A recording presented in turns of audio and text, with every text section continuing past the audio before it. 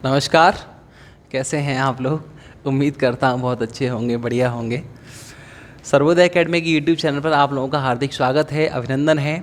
जैसे कि आपको पता है, यहाँ सर्वोदय एकेडमी की तरफ से अंकगणित की, अर्थमेटिक की जो है वीडियो प्रोवाइड कराई जा रही हैं। आइए उसी का अगले पार्ट में हम चलते हैं। जो चैप्टर जो है चल रहा है वो है लाभ हानि, और लाभ हानि की अगली क्लास है। हम पिछली क्लासों को कुछ मतलब थोड़े से कॉन्सेप्ट आपको सिखाए थे पहली और दूसरी क्लास में, उसके ऊपर हमने तीसरी क्लास में जो क्वेश्चन बनाए थे।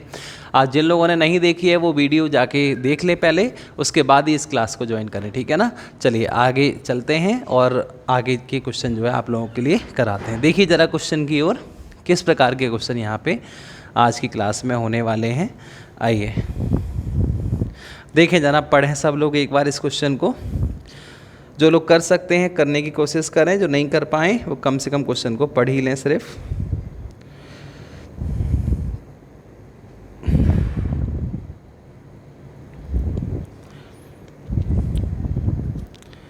बताइए भाई, कोई कर पाएगा क्वेश्चन को?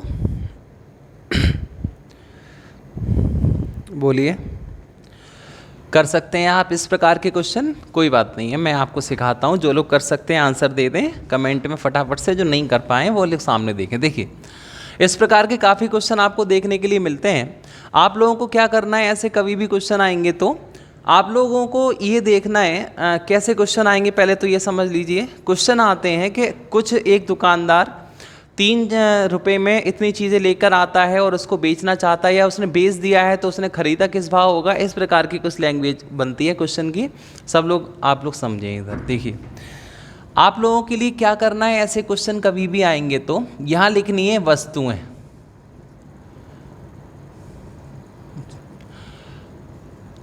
यहाँ लिखने हैं रुपए और यहाँ लिखनी है आपको वस्तुएं। कितने रुपए में कितनी वस्तुएं खरीद कर लाए। ऊपर लिखने हैं रुपए, नीचे लिखनी है वस्तुएं। और यहाँ लिखना है 100।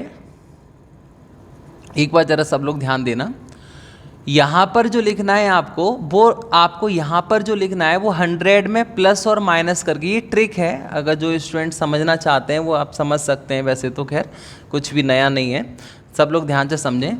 जो चीज़ ये वाली जो चीज़ आई होगी, जैसे 5 रुपये में 3 वस्तुओं की दर से खरीद कर आया है, तो आप लगाइए यहाँ 5 रुपये, यहाँ 3 वस्तु, और यहाँ लगाइए खरीद कर आया है मतलब 100 रुपया। और खरीदने और बेचने में अगर बेचा होगा तो कुछ प्रॉफिट कुछ लॉस जरूर हुआ होगा। तो जब कुछ प्रॉफिट कुछ लॉस हुआ होगा वो 100 में प्लस माइनस करके यहाँ लगाना है। मतलब मेरे कहने का ये है कि इस चीज़ को आप जो कर रहे हो ये पूरी एक लाइन हो जाएगी, ये यहाँ तक, ये वाली यहाँ से। ये क्या है, जो पूछा गया होगा आपसे जो भी चीज़, वो 100 में प्लस माइनस करके यहाँ पे लगानी है। फिर दोबारा मेरी बातों को समझने की कोशिश करिए। यहाँ पे क्या रखना है, जो इसके साथ दिया होगा। अगर यहाँ कॉस्ट प्राइस दिया है तो यहाँ 100। अगर ये चीज़ जो आप लगा रहे हो ये बेची गई चीज़ है, तो बेची गई चीज़ के साथ जरूर प्रॉफिट और लॉस तो दिया होगा। जो भी परसेंट दी होगी 100 में प्लस माइनस करके यहीं आएगी। कहने का मतलब यहाँ ये जो भी चीज़ लगा रहे हो उसके साथ जो कुछ हुआ है वो आप यहाँ रखेंगे, और जो चीज़ क्वेश्चन में निकालनी है, पूछी गई है, वो 100 में प्लस माइनस करके ऊपर रखेंगे। बात समझ में आ रहा है सबको? चलिए आइए समझते हैं एक बार क्वेश्चन को। अगर आप नहीं समझ पाए तो इस तरीके से समझिए। देखिए, एक व्यक्ति ने 1 रुपये में 15 आम खरीदे। तो देखो 1 रुपये, ऊपर लिखेंगे हम रुपए और नीचे लिखेंगे वस्तुएं। कितने आम खरीदे मेरे भाई? 15 आम खरीदे। क्या करे हैं इसने, 1 रुपये में 15 खरीदे हैं, तो खरीदे हैं तो नीचे लगा दो 100। जो कुछ इसके साथ हुआ है वो सब नीचे आएगा। कुछ स्टूडेंट कंफ्यूज हो जाते हैं कि सर हमेशा 100 नीचे आएगा। नहीं, 1 रुपये में 15 बेचे होते अगर, 1 रुपये में 15 बेचे होते अगर, तो उसके साथ जरूर कुछ ना कुछ प्रॉफिट या लॉस हुआ होता। वो 100 में प्लस माइनस करके नीचे ही आएगा। मतलब इसके साथ जो भी कुछ हुआ है वो 100 में प्लस माइनस करके नीचे ही आएगा। और 100 में प्लस माइनस करके या 100 ही ऊपर भी आ सकता है, लेकिन कब, जो चीज़ निकलवाई गई है तब वो ऊपर आएगा। ठीक है, आइए। ये कह रहा है 1 रुपये में उसे कितने आम बेचने होंगे ताकि 25% हानि हो जाए। तो ऊपर आएगा कितना, 75, क्योंकि हानि पूछी गई है इसलिए अब समझ पा रहे हो थोड़ा? 100 को मानो बेस। फिर दोबारा समझ लो मेरे भाई, जिस किसी को भी डाउट है कोई दिक्कत नहीं है, देखो समझ लो। 100 को मानो एक बेस सीपी, ठीक है। प्रॉफिट हुआ है 100 में प्लस करके परसेंट रखनी है हमेशा, और लॉस हुआ हो तो 100 में माइनस करके परसेंट रखनी है। ये तो बात आप पहले से जानते हो, पिछली वाली वीडियो में मैंने सिखा रखी है। अब बात करनी है कि ये 1 की 15 बेची गई हैं कि खरीदी गई हैं, ये नहीं पता है ना। खरीदी गई हैं तो नीचे 100, अगर जेई 1 की 15 बेची गई होती और 10% हानि हो गई होती तो नीचे 90, यही 1 की 15 बेची गई होती और 20% लाभ हो गया होता तो नीचे 120। मतलब जो इसके साथ हो रहा है वो सब नीचे ही आएगा, नीचे अपॉन से नीचे। समझ गए ना? इतना टाइम पहले क्वेश्चन ले रहा हूँ, आगे नहीं लूँगा, इसलिए ध्यान से चीज़ों को समझते रहना आप लोग, ठीक।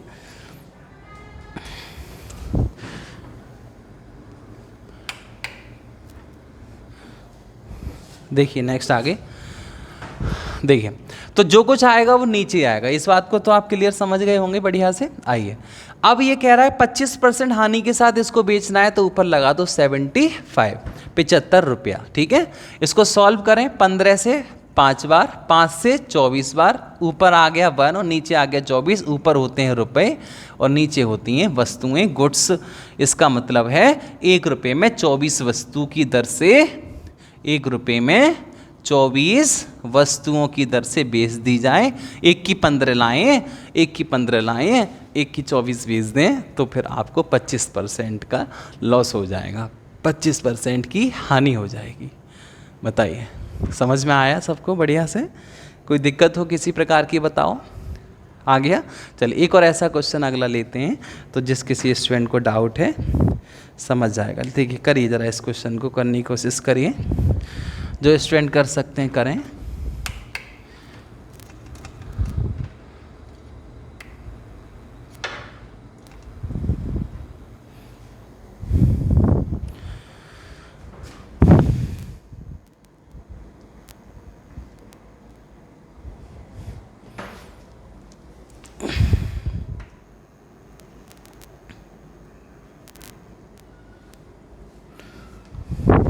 जो स्टूडेंट इस क्वेश्चन को कर सकते हैं वो कोशिश करें।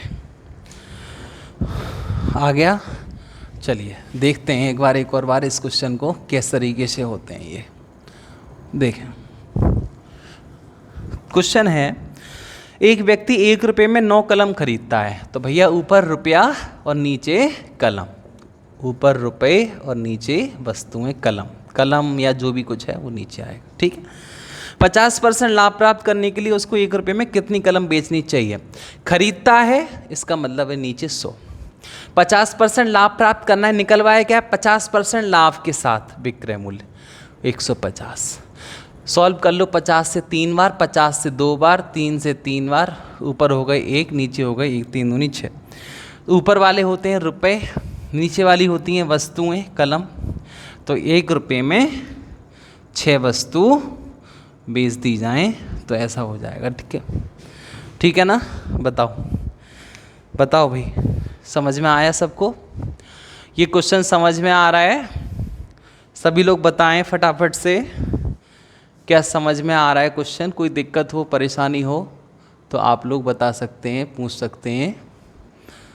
ठीक है, सबको समझ में आ रहा है, बहुत अच्छी बात है। चलिए नेक्स्ट देखिए, अगले क्वेश्चन इसी की तरह अगला।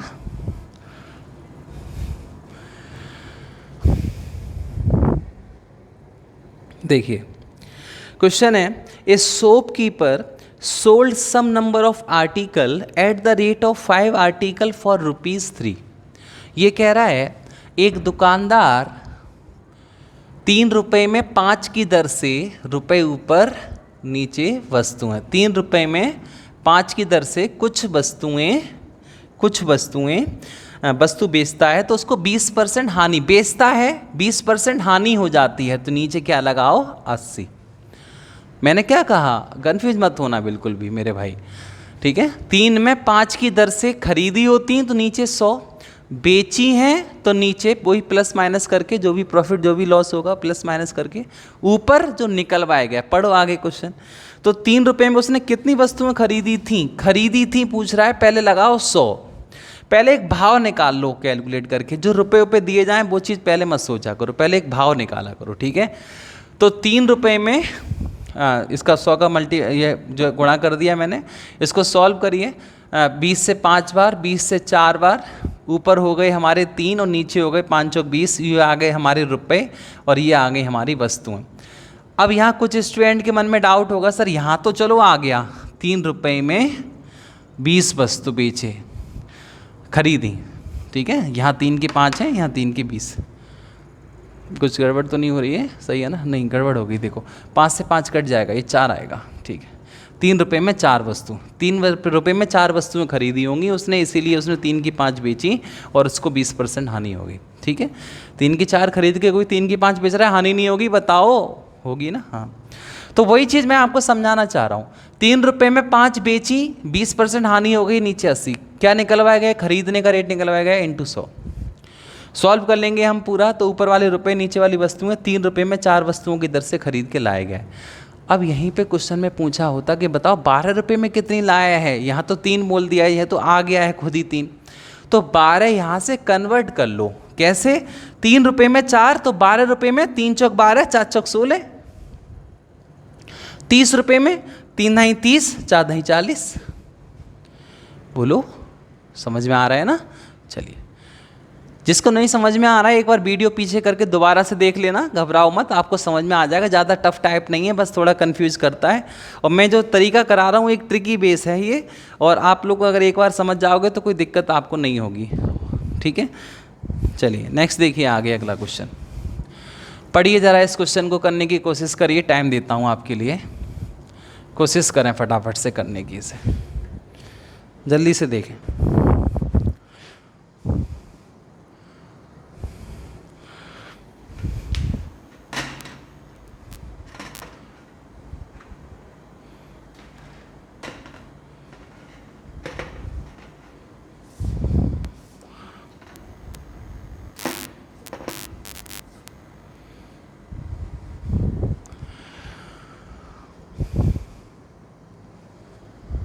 कर लिया सभी ने? क्यों भाई, करा? देखते हैं, चलिए। A shopkeeper sold some number of article at the rate of 32 article for ₹1। ये कह रहा है एक शॉपकीपर, एक दुकानदार 1 रुपये में 32 वस्तुएं बेचने पर, 1 रुपये में 32 वस्तुएं, ऊपर रुपए नीचे वस्तुएं, ये रुपए नीचे वस्तु, 1 रुपये में 32 वस्तुएं बेचने पर क्या करता है? 40% हानि उठाता है, 40% की हानि हो जाती है, मतलब 100 में से 40 गए 60। पूछा क्या है? तो बताओ 1 रुपये में कितनी वस्तुएं बेचे कि 20% लाभ हो जाए, 20% लाभ के साथ विक्रय मूल्य पूछा है। फंस गए क्या? हैं? नहीं समझ में आया? फिर दोबारा देखो, नीचे बोल रखना है, जो ये जो कुछ हुआ है, जो तुमने ये जो रेट लगाया है उसके साथ जो कुछ हुआ है वो 100 में प्लस माइनस करके नीचे रखना है, और जो निकलवाया गया है वो 100 में प्लस माइनस करके ऊपर रखना है। सिंपल सी बात है। क्यों भाई? जो कुछ 100 के साथ हुआ है, ठीक है, वो 100 में, ये सॉरी इसके साथ हुआ है, वो 100 में प्लस माइनस करके, या 100 ही खरीदा गया है अगर ये, तो 100 ही तो इस यहाँ रखना है, और जो निकलवाया गया है वो 100 में प्लस माइनस करके ऊपर रखना है। अरे समझते क्यों नहीं हो तुम लोग? हैं क्या खाते हो ये बताओ? खा खा के इसी मोटिया भैंसे जैसी बुद्धि कर ली है तुमने। क्यों भाई, इतनी बात समझ में नहीं आ रही? 1 रुपये में 32 वस्तुएं बेचकर 40% हानि हो गई, नीचे 60। पूछा है 20% लाभ प्राप्त करने के लिए इंटू 120, ठीक है। सॉल्व करो, 60 से 2 बार, 2 से 16 बार, ऊपर आए 1 नीचे आए 16, ये हो गए रुपया, ये हो गई वस्तु। 1 रुपये में 16 वस्तु, ठीक है। आ रहा है समझ में? नहीं आ रहा है? क्यों भाई? अरे कोशिश करो, कोशिश करने वालों की कभी हार नहीं होती, और बिना कुछ किए ही नौका पार नहीं होती। क्यों भाई? कोशिश करते रहो। चलिए देखते हैं अगले क्वेश्चन को। एक विक्रेता 10 सेब को 1 रुपये में बेचता है और 40% लाभ कमाता है, तो 1 रुपये में कितने सेब खरीदे थे? 10 सेब को 1 रुपये में बेचता है, 1 रुपया ऊपर 10 सेब नीचे। बहुत आसान तरीका है मेरे भाई, थोड़ा सा ना याद करना है बस, आराम से ऐसे क्वेश्चन फटाफट से सॉल्व कर दोगे आप। 1 रुपये में 10 सेब बेचता है, 40% लाभ कमाता है, 140। निकलवाया क्या है वो ऊपर लगा दो। खरीदे थे 100।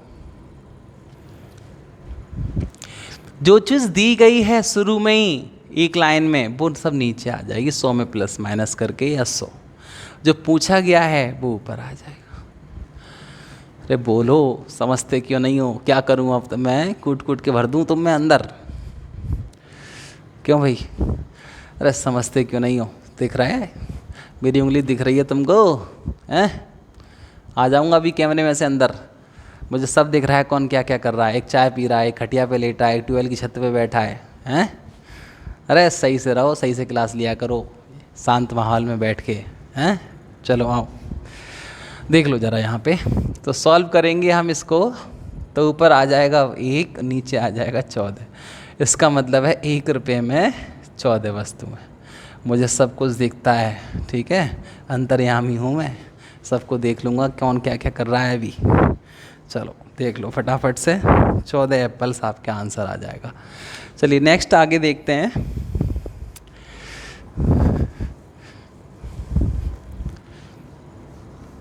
अगले क्वेश्चन की ओर देखें, फटाफट से करने की कोशिश करें।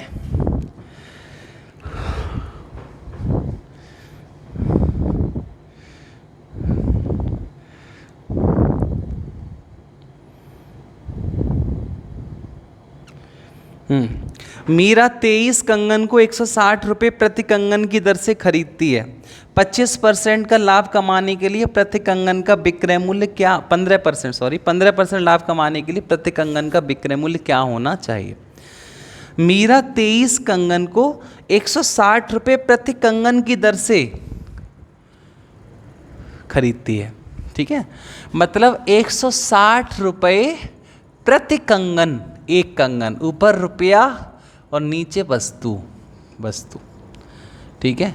160 रुपये प्रति कंगन की दर से खरीदती है, 15% खरीदती है, इसका मतलब है नीचे 100। 15% लाभ कमाने के लिए मतलब ऊपर 115, ठीक है। 15% लाभ कमाने के लिए प्रति कंगन का विक्रय मूल्य क्या होना चाहिए? 15% लाभ कमाने के लिए प्रति कंगन का विक्रय मूल्य क्या होना चाहिए? अच्छा यहाँ ना थोड़ा सा मिस्टेक हो गई है, ये मुझे ऐसा लग रहा है कि मीरा 23 कंगन 160 रुपये में खरीदती है, होगा, प्रति नहीं होगा, पर ब्रेसलेट, मतलब ये गलत हो जाएगा। आप खुद सोचो कि अगर 160 रुपये प्रति कंगन की दर से कोई चीज़ खरीदी जा रही है तो लाभ कमाने के लिए 160 रुपये के ज़्यादा ही भाव से बेचना पड़ेगा, तो 160 से तो ज़्यादा कोई ऑप्शन नहीं है, मतलब जो है, तो मुझे ऐसा लग रहा है 23 कंगन को 160 रुपये में खरीदती है। 160 रुपये प्रति कंगन जो लिखा है ना, वहाँ गलत लिखा है। 23 कंगन को 160 रुपये में खरीदती है, या तो ये लिखा होना चाहिए या ये लिखा होना चाहिए था 23 कंगन को 160 रुपये, या ऐसे लिखा होना चाहिए था 160 रुपये प्रति 23 कंगन की दर से खरीदती है। तो ये जो शब्द है थोड़ा सा भाषा में गड़बड़ है, लेकिन कोई दिक्कत नहीं है, आप यहाँ पे 23 लगा लो, कुल मिला के ये है, ठीक है। सॉल्व करेंगे इसको, 23 से 5 बार, 0 से 0, 5 से 2 और 2 से 8, ऊपर आ गए देखो भैया 8 रुपया, नीचे आ गया 1, इसका मतलब 8 रुपये की 1। अब देखो 1 आ गया ना तुरंत निकल के, तो 8 रुपये प्रति कंगन की दर से उसको बेचना चाहिए, तो आंसर आएगा हमारा 8 रुपये। बताओ भाई, समझ में आ रहा है?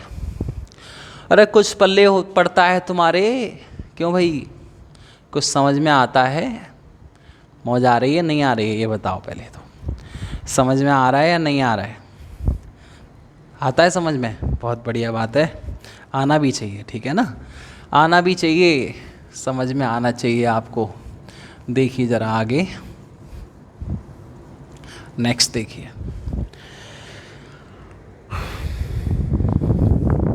एक और देख लो, अगला क्वेश्चन ऐसा ही, ये कह रहा है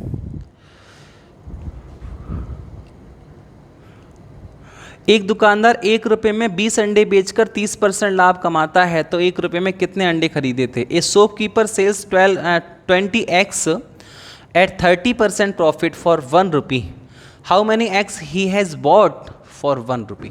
ये कह रहा है 1 रुपये में 20 अंडे बेचकर, 1 रुपये में 20 अंडे, ऊपर रुपये लगा दो नीचे अंडे लगा दो, ठीक है। बेचकर क्या करता है? 30% लाभ कमाता है, नीचे 130 लगा दीजिए। वह 1 रुपये में कितने अंडे खरीद के लाया था? ऊपर 100 लगा दो, 0 से 0, ऊपर हो गए 1 और नीचे हो गए 13 दूनी 26, ऊपर रुपये हो गए नीचे वस्तुएं।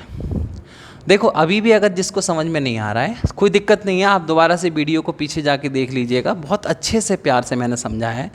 मुझे नहीं लगता कि इसमें कोई ज़्यादा बहुत बड़ी दिक्कत है, आप लोग आराम से समझ जाओगे, कोई ऐसी वो नहीं है, समस्या नहीं। 1 रुपये में 26 के हिसाब से वो खरीद के लाया होगा, ठीक है। एक और देख लो, एक और क्वेश्चन ऐसा, a women bought eggs ₹30 at per dozen. 1 दर्जन 30 रुपये के हिसाब से एक वुमेन क्या करती है? अंडे खरीदती है। 12% का लाभ प्राप्त करने के लिए अंडे का प्रति सैकड़ा विक्रय मूल्य क्या होना चाहिए? ठीक है, 30 रुपये प्रति दर्जन के हिसाब से खरीदती है, 30 रुपये प्रति दर्जन, 30 रुपया ऊपर लगा दो, 12 प्रति दर्जन में 12 होते हैं, इसलिए मैंने नीचे लगा दिया 12 एक्स, ठीक है। खरीदती है इसका मतलब है नीचे 100, 12% लाभ प्राप्त करना है, ऊपर 112, ठीक है। अब प्रति सैकड़ा पूछ रहा है, यहाँ से जो भी एक भाव आएगा पहले वो निकाल लो, फिर जो प्रति सैकड़ा पूछ रहा है, प्रति सैकड़ा का मतलब 100 अंडे, तो 100 अंडे बाद में कन्वर्ट कर लिए जाएंगे, 100 अंडों को बाद में हम कन्वर्ट कर लेंगे, या फिर ये 100 ऐसे का ऐसे ही लिखा रहने दो। क्यों? हमें पता है कि नीचे वाली वस्तुएं होती हैं, नहीं समझे आप, ऊपर क्या होते हैं? रुपए, और नीचे वाली क्या आती हैं? वस्तुएं। तो नीचे प्रति सैकड़ा ही पूछ रहा है, तो हम कोशिश करेंगे कि हम इस 100 को ना बिगाड़ें, नीचे 100 ही रहे, तो 100 के ऊपर जो भी रेट होगा वो रुपया हम आंसर दे देंगे। तो चलो सॉल्व करते हैं।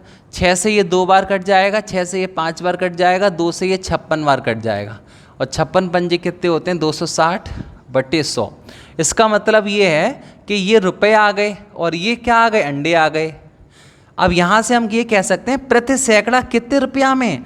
260 रुपया में। तो आंसर क्या आना चाहिए? 260 रुपये के प्रति सैकड़ा इसको अंडे बेचने चाहिए। तो जो है ऐसा ये कर सकती है। बताओ भाई, बताओ समझ में आया आप सबको? क्यों भाई बताइए सब लोग, कोई दिक्कत है क्या? कोई समस्या आ रही है? 30 रुपये में 12 की दर से अंडे खरीदे गए, 12% का लाभ प्राप्त करना है, ऊपर 112 लगा दिया। एक रेट हमने सॉल्व कर लिया इसको पूरे को, और हमारा 260/100 आ गया। हमने इसको नहीं काटा, क्यों? क्योंकि प्रति सैकड़ा अंडे कितने रुपए में बेचे जाएं ये पूछ रहा है। 100 अंडे, तो 100 अंडे, सॉरी हाँ सही है, 100 अंडे नीचे लगा दो और ऊपर रुपए जो आएंगे वही हमारा आंसर हो जाएगा। मतलब कैसे भी करके हम ही 100 बिगाड़ देते, तो बाद में फिर कन्वर्ट करना पड़ता, 100 बनाने पड़ते, बाद में 100 बनाने पड़ते, तो और कैलकुलेशन थोड़ी ज़्यादा होती, ठीक है ना। तो 100 अंडे हमने बिगाड़े नहीं, 100 अंडे कितने के? 260 के, तो 100 अंडे का 260 रुपया हमने अपना आंसर लगा दिया और हमारा आंसर आ गया। क्यों भाई? बड़े प्यार से क्वेश्चन को सॉल्व करिए, आराम से आंसर आ जाएगा, घबराने की बिल्कुल भी आवश्यकता नहीं। ठीक है, कर लेंगे आप ऐसे क्वेश्चन? बताइए, यस करिए फटाफट से, काफ़ी क्वेश्चन मैंने करा दिए हैं। बोलिए, बताइए भाई, क्या आप ऐसे क्वेश्चन कर पाएंगे? बोलें, कर लेंगे, बहुत बढ़िया। करिए ऐसे क्वेश्चन, आपकी किताबों में दिए हों वहाँ से आप क्वेश्चन को करने की कोशिश करिए, और जो है हम अगले टाइप की ओर बढ़ते हैं। देखिए क्वेश्चन, देखिए क्वेश्चन सामने स्क्रीन पे आ गया होगा आपके, कोशिश करिए करने की, हो जाए तो बहुत अच्छी बात है।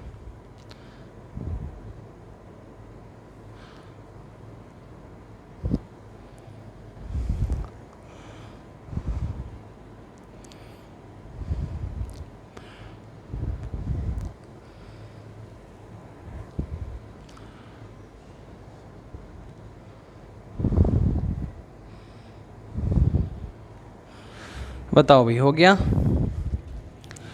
देखो ये कह रहा है selling price of book is ₹199, if the numerical value of the cost price and profit percent is equal then find its cost price. ये कह रहा है एक वस्तु का सेलिंग प्राइस जो है वो 119 रुपया है, एक वस्तु को 119 रुपये में बेचा गया है। और एक बात और कह रहा है कि जो प्रॉफिट परसेंट है वो इसके कॉस्ट प्राइस के इक्वल है, लागत मूल्य के बराबर है। ये कह रहा है यदि उसके लागत मूल्य और प्रतिशत लाभ का संख्यात्मक मान एक समान है। कहने का मतलब है अगर 120 रुपया कॉस्ट प्राइस है तो 120% का ही प्रॉफिट हो रहा है, 90 रुपया कॉस्ट प्राइस है तो 90% का ही प्रॉफिट हो रहा है। ठीक है, अब हमें यह पता लगाना है कि कॉस्ट प्राइस कितना है। तो देखिए मेरे भाई, कॉस्ट प्राइस से जब हम सेलिंग प्राइस पे पहुंचते हैं प्रॉफिट के साथ में, तो उस टाइम वो सेलिंग प्राइस में प्रॉफिट और कॉस्ट प्राइस दोनों ऐड होते हैं। मतलब ये 119 रुपये जो हैं वो इसका इस वस्तु का जो सेलिंग कॉस्ट प्राइस होगा और जो उस पर प्रॉफिट हुआ होगा दोनों का सम होगा ये 119। मानते हो इस बात को? कोई दिक्कत नहीं है। अब हम क्या करें ऐसे क्वेश्चन को सॉल्व करने के लिए? ऑप्शन का सहारा लें। तो ऑप्शन है हमारे 68, 70, 69 और 81। मुझे नहीं लगता इस क्वेश्चन को करने में आपको 1 से 2 सेकंड भी लगेंगी। सिर्फ आपको ऑप्शन पे नज़र मारनी है फटाफट से और आपको फटाफट से देख के अपना आंसर अनुमान लगा के देना है। जैसे हमें पता है 68 अगर उठा लिया जाए तो 68 का 68%, आप सोचिए कि अगर मान लो 68 कॉस्ट प्राइस है और प्रॉफिट भी 68% है तो 68 का 68% क्या इंटीजर में आ जाएगा? इंटीजर मतलब कोई बिना पॉइंट के नहीं आएगा। बोलिए, इंटीजर में कहाँ आएगा ये वैल्यू? ये फ्रैक्शन में, पॉइंट में आएगी, डेसिमल में। और पॉइंट में अगर ये इसकी परसेंट आएगी तो इन दोनों को ऐड करेंगे तो मेरे भाई ये कहाँ है? पॉइंट में नहीं है ना। तो इसका मतलब साफ है कि वो ऑप्शन सारे खत्म हो जाएंगे जिसमें लास्ट में 0 नहीं है। क्योंकि देखो जब कभी भी किसी जैसे मैं कहूँ 120 का 10% बताओ तो किसी भी संख्या की परसेंट निकालने के लिए हमें 2 0 कट करने पड़ते हैं। उसके बाद जो तभी वो मतलब उसका परसेंटेज जो है वो इंटीजर वैल्यू में आ सकता है। अब ये दिक्कत है कि इसमें तो 0 नहीं है और इसका इतने ही परसेंट निकालोगे उसमें भी 0 नहीं होगा, तो ये तो ऑप्शन गलत है ना सारे। एक ही ऑप्शन है जिसमें लास्ट में 0 लगाए। बोलो क्यों भाई? अरे समझ नहीं पाते हो तुम लोग। हाँ, तो ऐसे क्वेश्चन कभी भी आए तो ऑप्शन के थ्रू कर लीजिए, बहुत बढ़िया है। बाकी अगर आप समझना चाहते हैं तो एक शॉर्टकट भी है, ट्रिक भी है इस क्वेश्चन को करने की कि CP is equal to 10 × 25 plus minus SP minus 50। कुछ नहीं करना है, सिर्फ आपको ऐसे क्वेश्चन में SP की वैल्यू रख देनी है यहाँ पे 10 × 25 प्लस 19 माइनस 50। 119 और 25 कितने हो गए? 119 और 25 144 हो गए और 144 का वर्गमूल 12 हो गया और हमें पता चल गया 10 × 12 120 माइनस 50 कितने होते हैं? तो 70 होते हैं। तो कभी भी ऐसा क्वेश्चन आए तो आप ये वाली ट्रिक लगा सकते हैं, लेकिन मेरी माने तो ट्रिक फ्रिक के चक्कर में ना पड़े, क्योंकि चीज़ें आप ट्रिक जो है बहुत जल्दी भूल जाएंगे, फॉर्मूले वाली तो विशेष तौर से भूल जाओगे आप। तो इसलिए आपको ये क्वेश्चन मेरे अनुमान से आपको ऑप्शन से कर लेना चाहिए, क्योंकि देखो ज़्यादा हमें जिद नहीं करनी है हर चीज़ की। नहीं सर कॉन्सेप्ट हर चीज़ का बताइए। कॉन्सेप्ट कुछ कुछ क्वेश्चनों के नहीं बन पाते हैं, मतलब बड़े हो जाते हैं, तो उसमें फिर जो है आपके लिए टाइम खर्च होगा। तो कुछ चीज़ें आपको अपने दिमाग से भी सॉल्व कर लेनी है, ठीक है ना। चलिए नेक्स्ट आगे बढ़िए। अगर ऐसा ही कोई क्वेश्चन आता है, मैं ऐसे ही 1-2 क्वेश्चन मौखिक बता देता हूँ आपको, कर लीजिए ज़रा मन मन में। सेम लैंग्वेज होगी पिछले क्वेश्चन की जैसी, बस आप एक वैल्यू चेंज कर लो। सिर्फ वहाँ 119 जहाँ लिखा हुआ था वहाँ कर लो 24। ऑप्शन है 15, 20, 30 और 24। क्या आना चाहिए? सेम क्वेश्चन है पिछले वाला, सिर्फ मैंने आपको ऑप्शन मतलब संख्या 119 हाँ लिखी है, वहाँ पे आप काट के सिर्फ 24 कर सकते हैं। क्वेश्चन है एक वस्तु को 24 रुपये में बेचा जाता है, उसे उतनी ही प्रतिशत का प्रॉफिट होता है जितना उसका कॉस्ट प्राइस है। तो देखो ये तो हो नहीं सकता, ये नहीं हो सकता, ये भी नहीं हो सकता। 15 का 15% डेसिमल में आएगा। 20 का 20% होता है, 2 दूनी 4 और 20 और 4 कितने हो गए? 24 हो गए। ये ऑप्शन हमारा सही है। बताओ, समझ में आया सबको बढ़िया से?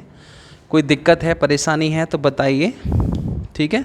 बाकी उस वाले फॉर्मूले में भी ट्रिक में लगा सकते हैं आप, वहाँ से भी आपका आंसर सही आएगा।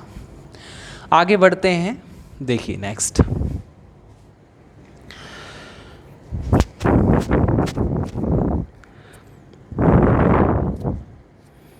एक और क्वेश्चन कर दो ऐसा, देखो मैं ऐसे बाकी पिछले वाले क्वेश्चन की जैसी लैंग्वेज लिख लेना।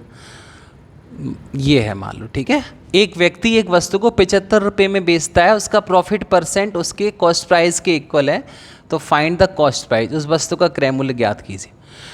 ऑप्शन है 30, 60 और ये एक और ले लो 65। बताओ कौन सा आना चाहिए? 60 आना चाहिए क्या? 60 का 60% निकालो तो कितना हो जाता है? 60 का 60% 36 होता है, और 36 में ऐड करोगे तो 75 तो नहीं आएगा। 30 का 30% होता है, 3 3 9, 9 ऐड करोगे तो 39 आएगा।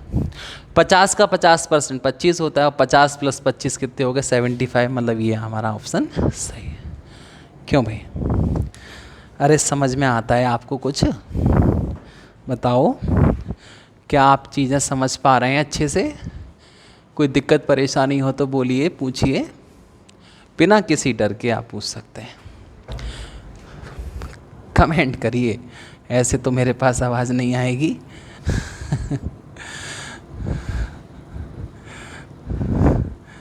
कुछ स्टूडेंट कहते हैं सर कमेंट पढ़ते नहीं हो, वैसे ही कह देते हो कमेंट करिए। मैं सबके कमेंट पढ़ता हूँ, लेकिन वीडियो के बाद, ठीक है ना। ऐसी सुविधाएं अभी उपलब्ध नहीं हुई हैं कि डायरेक्ट मैं आपके कमेंट पढ़ सकूं, तो इसलिए अभी आप बस कमेंट करके छोड़ दिया करो, लास्ट में सबके कमेंट पढ़ लिए जाते हैं, ठीक है ना। हाँ चलिए अगले टाइप की ओर बढ़ते हैं। यहाँ से देखिए ज़रा क्वेश्चन की ओर, देखिए, ए milkman buys some quantity of milk.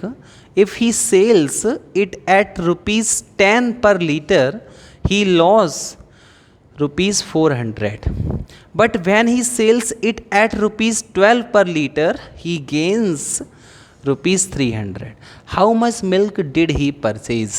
ये कह रहा है एक दूध वाला कुछ लीटर दूध खरीदता है। देखिए भाई, एक दूध वाला कुछ लीटर दूध खरीदता है, कॉस्ट प्राइस खरीदता है। जब वो उसे 10 रुपये पर लीटर के हिसाब से बेचता है ना, जब वो उसको 10 रुपये पर लीटर के हिसाब से बेचता है ना, तो वो 400 रुपये की हानि उठाता है, उसको 400 रुपये का लॉस हो जाता है। जब वो 10 रुपये प्रति लीटर के हिसाब से बेचता है ना, तो उसको 400 रुपये का लॉस हो जाता है मेरे भाई, ठीक है। जब वो दूध वाला 12 रुपये प्रति लीटर के हिसाब से बेचता है इस दूध को, समझिए, जब वो दूध वाला 12 रुपये प्रति लीटर के हिसाब से उतना ही दूध अगर बेचता है, तो उसको 300 रुपये का लाभ हो जाता है। इन दो चीज़ों को समझने की कोशिश करना। एक दूध वाला कुछ लीटर दूध खरीदता है, अब जितना लीटर भी वो दूध खरीदता है, अगर 10 रुपये के हिसाब से बेचता है तो उसको 400 रुपये का घाटा होता है। और जब वही दूध अगर वो 12 रुपये प्रति लीटर के हिसाब से बेचता है, तो उसको 300 रुपये का फ़ायदा हो जाता है, लाभ, हानि खत्म होने के बाद फ़ायदा हो जाता है, लाभ हो जाता है। आप एक बात बताओ, उसने पर लीटर दूध की कीमत कितनी बढ़ाई? 2 रुपये पर लीटर ही तो बढ़ाई। क्यों भाई? उसने पर लीटर दूध की कीमत 2 रुपये पर लीटर ही तो बढ़ाई है, और 2 रुपये मतलब 1 लीटर का दाम 2 रुपये बढ़ा दिया उसने। तो मान लो अगर उसके पास 2 लीटर दूध होता, यहाँ से कंपेयर करना, मान लो 10 रुपये पर लीटर बेच रहा है वो सोच रहा है यार इतना घाटा हो गया मेरे को, 10 रुपये पर लीटर के हिसाब से मैंने बेचता था, चल मैं 12 कर देता हूँ, ठीक है। 12 रुपये पर लीटर उसने दूध कर दिया, तो 1 लीटर पे उसको 2 रुपये अब ज़्यादा मिलने लग जाएंगे। 2 लीटर दूध होगा तो 4 रुपये ज़्यादा, 6 लीटर दूध होगा तो 2 छिंग 12 रुपये ज़्यादा मिल जाएंगे यहाँ से। अब मुझे एक बात बताओ, 2 रुपये पर लीटर की कीमत बढ़ने से 400 की हानि खत्म होके 300 का लाभ हो गया। इसका मतलब है उसको यहाँ से यहाँ तक कितना रुपए का बेनिफिट हो गया? 700 रुपये का। नहीं आया समझ में आपको? एक बात बताओ, आपको कोई चीज़ बेच के 400 की हानि हो रही हो और वो हानि खत्म होने के बाद 300 का और ऑलरेडी प्रॉफिट हो जाए, तो एक तो 400 की हानि खत्म हो गई और 300 का लाभ और हो गया हमें। तो इसका मतलब है हमें 700 रुपये ज़्यादा हो गए ना, ज़्यादा रुपये हमने कर लिया ना पहले के वहाँ से। तो ये 700 रुपये ज़्यादा कब आ पाएंगे? जब 2 रुपये पर लीटर के हिसाब से बस आपने इसको बस महंगा बेचा, तो 700 रुपये आपने ज़्यादा कमा लिया। इसका मतलब है आपके पास 350 लीटर दूध होना चाहिए। बताओ भाई, 350 लीटर दूध ही तो होगा आपके पास। नहीं समझे? आओ दोबारा समझते हैं। मान लो मेरे पास 10 लीटर दूध है, एक दूध वाला है 10 लीटर दूध खरीदता है। 10 लीटर दूध को 10 रुपये के हिसाब से बेचे तो कितने का बिकेगा? 100 रुपये का। और 10 लीटर दूध कोई 12 के हिसाब से बेचे तो कितने का बेचेगा? 120 का। तो 20 रुपये ज़्यादा मिल गए नहीं मिल गए? 10 रुपये प्रति लीटर के दूध बेचने की जगह 12 रुपये प्रति लीटर दूध बेच दिया, तो 10 लीटर दूध पे 20 रुपये ज़्यादा मिल गए नहीं मिल गए? वही चीज़ आपको यहाँ लगानी है कि हर 1 लीटर पे 2 रुपये पर लीटर ज़्यादा मिला और 400 की हानि खत्म हो गई, 300 का लाभ हो गया, मतलब 700 रुपये उसने ज़्यादा कमा लिए। अब 2 रुपये पर लीटर चेंज हुआ था रेट और 700 ज़्यादा मिल गए, 400 की हानि खत्म हो गई, 300 का लाभ हो गया, मतलब ज़रूर 350 लीटर दूध होना चाहिए उसके पास ऐसा करने के लिए। बोलो समझ में आया? तो क्वेश्चन का आंसर आना चाहिए 350 लीटर, 350। एक और ऐसा ही क्वेश्चन है आपके सामने, कोशिश करें हो जाएगा। पढ़िए ज़रा फटाफट से आंसर दीजिए, देखते हैं किसका आंसर आता है सबसे पहले।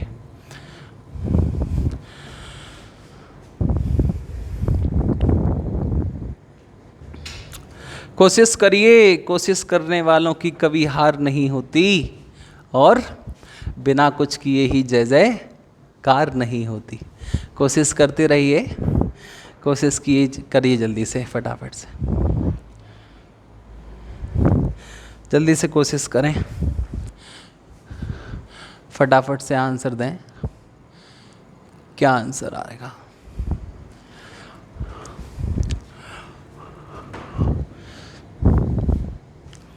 देखिए क्वेश्चन कह रहा है एक दूध वाला कुछ लीटर दूध खरीदता है, वह इसे 2 रुपये प्रति लीटर की दर से बेचता है तो उसे 125 की हानि हो जाती है, लेकिन जब वो उसे 7 रुपये प्रति लीटर के हिसाब से बेचता है तो उसको 125 रुपये का लाभ हो जाता है।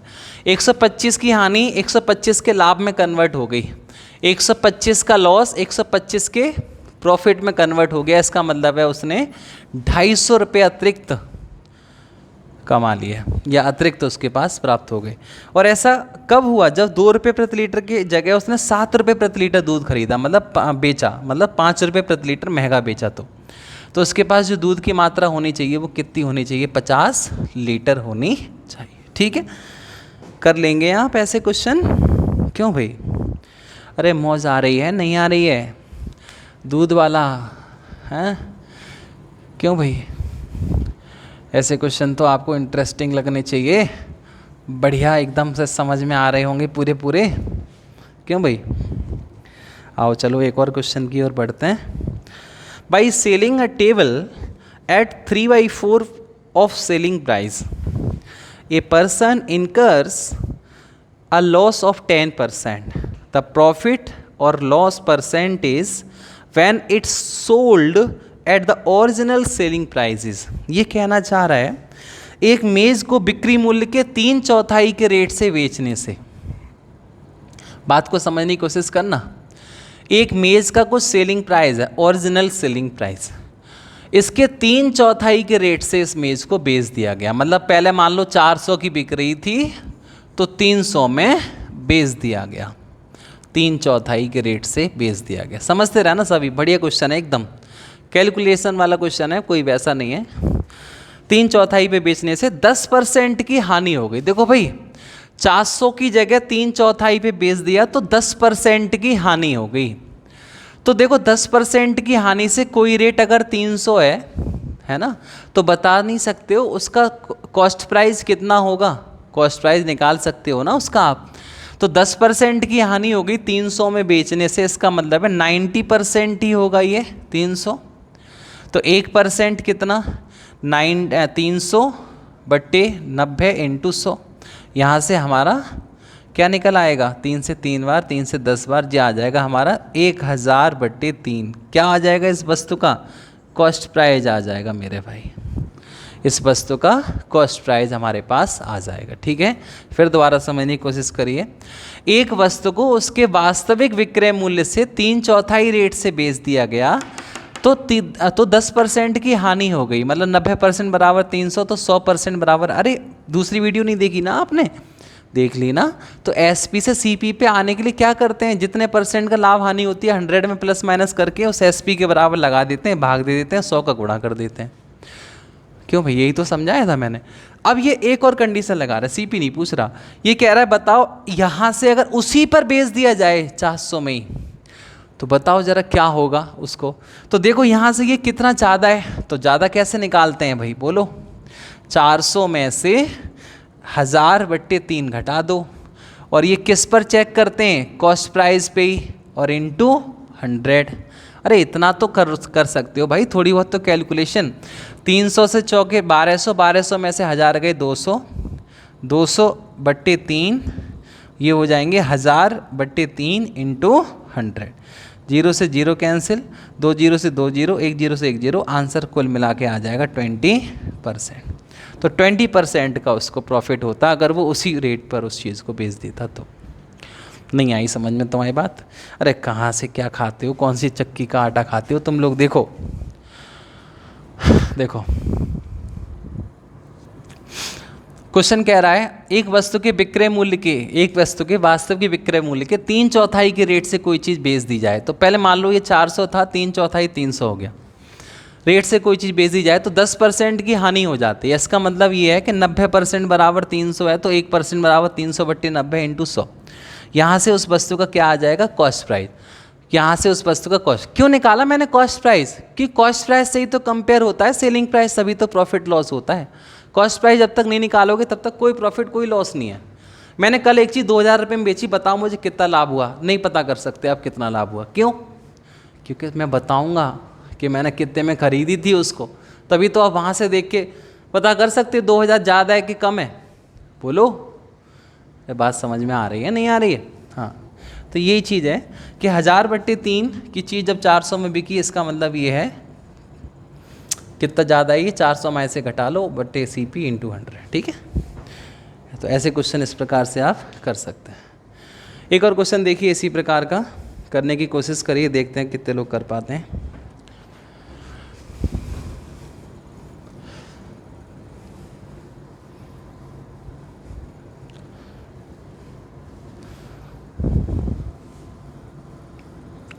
सेम क्वेश्चन है, फटाफट से करें।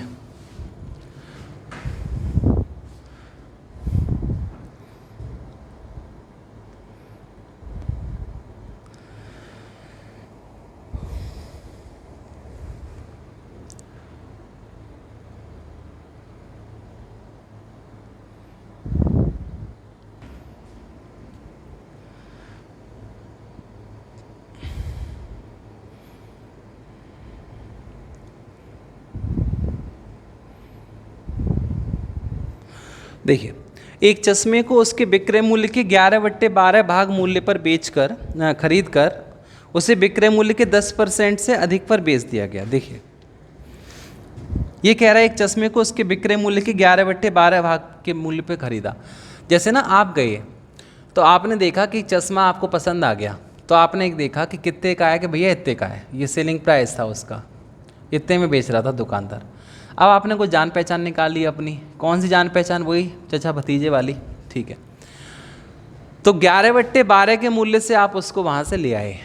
11/12 इसका मतलब आप समझते हैं, 1200 का था तो 1100 में ले आए, 12000 का था तो 11000 में ले आए, 12 का था तो 11 में ले आए। कोई भी रेट मान सकते हो, कोई दिक्कत वाली बात नहीं है। मान लो यहाँ 12 रुपये का था और 11 रुपये में हम उसको परचेज़ कर लाए, लेकिन है तो 12 का ना, ले ही तो 11 में आए। हाँ, जान पहचान निकाल के। तो उसी तरीके से होगा क्या कि आपसे बोल रहा है कि उसके विक्रय ला के जब उसको बताया ना आपने किसी को, तो वो नहीं बताया 11 का लाए, वो तो भैया हम कितने का लाए, 12 का, है ना, वो तो हमारी जान पहचान थी। अब क्या है, जितने का लाए मतलब था वो 12 का, उसके 10% ज़्यादा लेके किसी को आपने उसको चेप दिया। क्या भाई 12 का लाया हूँ, इतनी दूर से लाया हूँ, किराया विराया लग गया, 10% प्रॉफिट दे दे बस। तो देखो पहले तो ये चीज़ 12 की थी और 10% इस पर आपने और ले लिया, तो इसका मतलब ये है कि 12 का 10% होता है 1.2। चाहो तो यहाँ 120 भी आप लेके चल सकते हो, कोई ऐसी दिक्कत नहीं है, ठीक है। आप जैसी कैलकुलेशन करना पसंद करते हैं, इजी बनाना चाहते हैं, तो दिमाग होना चाहिए बनाने के लिए। तो 120 का 11/12 होता है 110। अब 120 का 10% होता है 12 रुपये अधिक में लेकर उसको आपने उसको सेल कर दिया, मतलब 132 रुपये में आपने उसको बेच दिया, जबकि लाए कितने का थे आप, 110 का। इसका मतलब है आपको प्रॉफिट हुआ पेल के। कितना प्रॉफिट हुआ? तो देखो भैया प्रॉफिट हुआ 22 का, कितने पे? 110 पे इंटू 100। तो यहाँ से हम इसको सॉल्व करेंगे तो हमें पता चलेगा कि हमें कितना परसेंट प्रॉफिट हुआ, 20% का लाभ हो गया। क्यों भाई बताइए, बताइए क्या आपको बढ़िया समझ में आया 20% प्रॉफिट? क्या ये 20% प्रॉफिट वाली बात पूरी तरह से क्लियर हो रही है?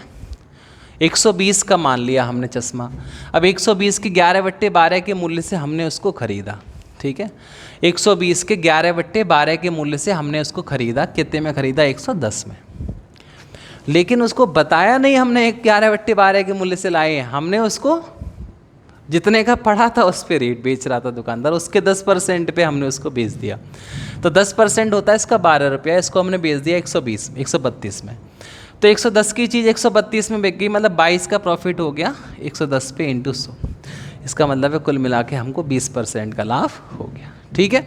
समझ पाए? चलो एक और क्वेश्चन करते हैं, बहुत अच्छा क्वेश्चन है, कोई भी अभी जाएगा नहीं, एक दो क्वेश्चन और करो। एक बहुत ही अच्छा टाइप है जो अक्सर स्टूडेंट इसको डाउट में पूछते हैं, फटाफट से कोशिश करें करने की। पढ़िए ज़रा, जो स्टूडेंट ना कर पाए वो कम से कम पढ़ लें एक बार क्वेश्चन को। क्या है ये question?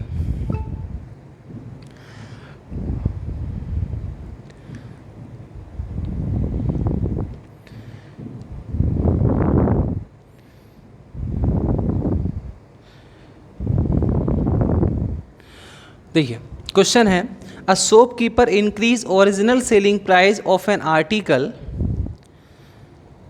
to 3 times if the initial gain is 5%, find the new gain percent। एक दुकानदार अपनी वस्तु के वास्तविक विक्रय मूल्य को 3 गुना कर देता है। मतलब एक किसी चीज़ का ना सेलिंग प्राइस था, उसको एक दुकानदार ने 3 गुना कर दिया, 3 गुना, 3 टाइम्स, है ना। तो 3 टाइम्स करने के बाद कुछ ना कुछ विक्रय मूल्य आया होगा नया, ठीक है। तो ये कह रहा है यदि आरंभिक लाभ 5% था तो नया लाभ जब 3 गुना करने के बाद जो लाभ हो गया वो बताओ। तो सिंपल सी चीज़ है, सिंपल सा क्वेश्चन है। मान लो कोई चीज़ 100 की थी, 5% लाभ से बेची गई, इसका मतलब ये है कि 105 में सेल कर दी गई। अब 105 का 3 गुना होता है मेरे भाई 315। तो 100 की चीज़ 315 में जब सेल होगी तो 100 पे तो कुछ भी हो कोई परसेंट होता है, मैंने बता चुका हूँ। तो प्रॉफिट कितने परसेंट हो जाएगा? 215% का आपको लाभ हो जाएगा। यही आपको पूछा गया था, ठीक है। सिंपल सा क्वेश्चन था, आप लोग सब कर सकते हैं। अगर ये सिंपल है तो इस क्वेश्चन को करने की कोशिश करिए आप लोग। ये वाला क्वेश्चन बहुत अच्छा क्वेश्चन है, बहुत ही बढ़िया, और पेपर में कई बार ये आजकल आ रहा है, पेपर में काफ़ी एग्ज़ाम में ये आ चुका है। इस क्वेश्चन को देखिए ज़रा एक बार सब लोग, जो स्टूडेंट कर सकते हैं करें, जो नहीं कर सकते हैं वो कम से कम एक बार पढ़ लें क्वेश्चन को। बहुत अच्छा बढ़िया क्वेश्चन है, चीज़ों को समझते रहिए अच्छे से और घर पे मेहनत ज़रूर करते रहिए, पढ़ाई करते रहिए, बिना पढ़ाई के कुछ भी नहीं है, ठीक है। एक दुकानदार अपनी वस्तु के विक्रय मूल्य को 3 गुना कर देता है तो लाभ 5 गुना हो जाता है। देखिए मान लो एक वस्तु का क्रय मूल्य था 100 रुपया और उसका जो विक्रय मूल्य था वो था 22 रुपया। तो जो प्रॉफिट होगा वो आपको पता है, प्रॉफिट क्या होता है? विक्रय मूल्य माइनस क्रय मूल्य, मतलब बाई माइनस एक्स। जो लाभ होगा मेरे भाई वो लाभ होगा बाई माइनस एक्स, यही तो होगा, बाई माइनस एक्स ही लाभ होता है ना। हाँ, S P minus C P. ये कह रहा है विक्रय मूल्य को 3 गुना कर दिया गया। जब विक्रय मूल्य को 3 गुना कर दिया गया, आप समझने की कोशिश करिएगा, जब विक्रय मूल्य को 3 गुना कर दिया गया, नया विक्रय मूल्य, ठीक है, जब विक्रय मूल्य को 3 गुना कर दिया गया तो लाभ 5 गुना हो गया, ठीक है। अब आप समझने की कोशिश करना, पहले लाभ कितना हो रहा था, इतना, ठीक है, और अब लाभ कितना हो रहा है, तो आप मुझे बता सकते हैं अब लाभ कितना होगा। ये तो पुराना लाभ है और यहीं से नया लाभ अगर आप निकालें तो कितना होगा। ये हमने वेरिएबल जो माने नाम के लिए माने, थोड़ा सा इनका सहारा लेना पड़ेगा इसलिए। तो ये लाभ है पुराना, ये लाभ है नया, और ये लाभ इसका 5 गुना है, ठीक है। तो मैं कह सकता हूँ y माइनस एक्स का 5 गुना बराबर है 3y माइनस एक्स। इसको आगे सॉल्व करेंगे तो हो जाएगा 5y माइनस 5x बराबर 3y माइनस एक्स। 3y इधर ले आओ तो बच्चे 2y, 5x उधर पहुंचा दो तो हो जाएंगे हमारे 4x। और आपको पता है रेशियो प्रपोर्शन बहुत अच्छे से आप लोग पढ़ के आए हैं कि जो भी कोफिशिएंट एक दूसरे के होते हैं वो चेंज हो जाते हैं। 4 जो है x का वो हो जाएगा बाई का वैल्यू, और जो बाई का है 2 कोफिशिएंट वो आया है आपका x का, ठीक है। तो यहाँ से हम लोग कह सकते हैं कि 2 की चीज़ 4 में बिक रही है, 2 का प्रॉफिट हो रहा है 2 पे इंटू 100, इसका मतलब है 100% का लाभ इसको हो जाएगा, ठीक है। ये आपका आंसर आ जाएगा। इस क्वेश्चन को चाहें तो आप लोग ऑप्शन के थ्रू भी कर सकते हैं। जैसे ऑप्शन मानेंगे आप 100, यहाँ समझा देता हूँ। ऑप्शन मानेंगे आप 100, तो मान लीजिए 100 रुपया CP तो 200 रुपये SP, क्योंकि 100% का लाभ 100 पे 100% 200 होता है। इसको 3 गुना कर दो आप 600। अब देखो लाभ कितना हो गया 500 का। देखो पहले जो लाभ हो रहा था 100 का, क्या वो 5 गुना हो गया? तो 5 गुना हो गया, इसका मतलब ये ऑप्शन सही है हमारा, सेटिस्फाई है, ठीक है। तो अगर इस तरीके से समझ में नहीं आया है तो फिर आप वहाँ पे भी चीज़ों को समझ सकते हैं, ठीक है। बोलो, कर पाओगे? क्यों भाई, क्लियर आया समझ में? अगर आ गया तो एक और क्वेश्चन ऐसा करके दिखा दो फटाफट से, फिर आपको छोड़ते हैं। जल्दी से ये वाला क्वेश्चन करके दिखाओ।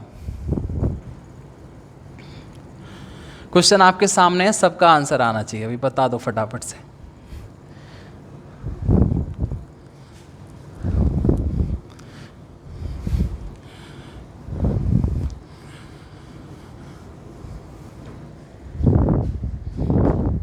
देखिए क्वेश्चन है, एक वस्तु के विक्रय मूल्य को दोगुना करने पर, तो मान लो भैया कि क्रय मूल्य है x और विक्रय मूल्य है y, तो लाभ कितना हो गया? तो लाभ हो गया y माइनस एक्स। विक्रय मूल्य को दुगना कर दिया जाए तो विक्रय मूल्य नया दुगना हो जाएगा, कितना हो जाएगा 2y। अब बता दो नया लाभ कितना हो जाएगा? नया लाभ हो जाएगा 2y माइनस एक्स। तो लाभ जो होता है वो 3 गुना हो जाता है। तो ये जो 3 गुना हो गया आपका, आप जो स्टूडेंट करने वाले हैं वो फटाफट से कर सकते हैं। मैं आपको टाइम इसलिए ले रहा हूँ कि चीज़ें एक एक समझ में आ जाएं। आपको चीज़ें समझ के थोड़ी सी स्टेप कम करने हैं, मेरे जैसे बिल्कुल नहीं करना है। 2y इधर ले आओ, y बचे, 3x उधर पहुंचा दो, 2x बचे। यहाँ से हम लोग कह सकते हैं कि x और y का जो रेशियो आ गया, x का गुणांक 2 है तो वो y की वैल्यू हो गई, और y का गुणांक 1 है वो x की वैल्यू हो गई।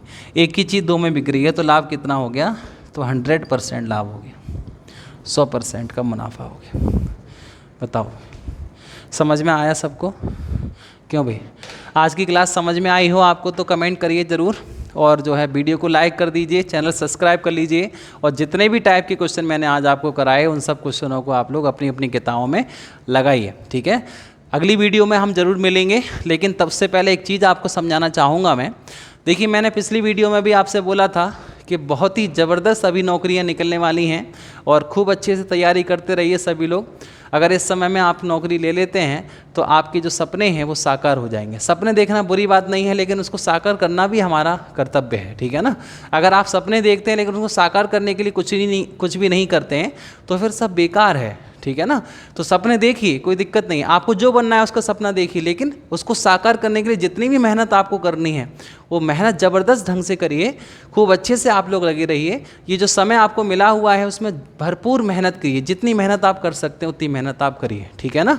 हाँ, आप एक अलग अपना कमरा बना लीजिए, वहाँ कमरे में जाके बढ़िया से आप लोग सुबह से लेकर शाम तक, आप 24 घंटे भी अगर पढ़ते हैं वो भी आपके लिए कम है, क्योंकि आप अगर 24 घंटे पढ़ रहे हैं तो याद रखना कोई और भी होगा जो कंपटीटर आपका, वो भी ज़रूर उतने समय में पढ़ रहा होगा, ठीक है ना। अगर कोई एक भर्ती भी निकलती है और 100 क्या कहते हैं उसके लिए उम्मीदवार खड़े हुए हैं।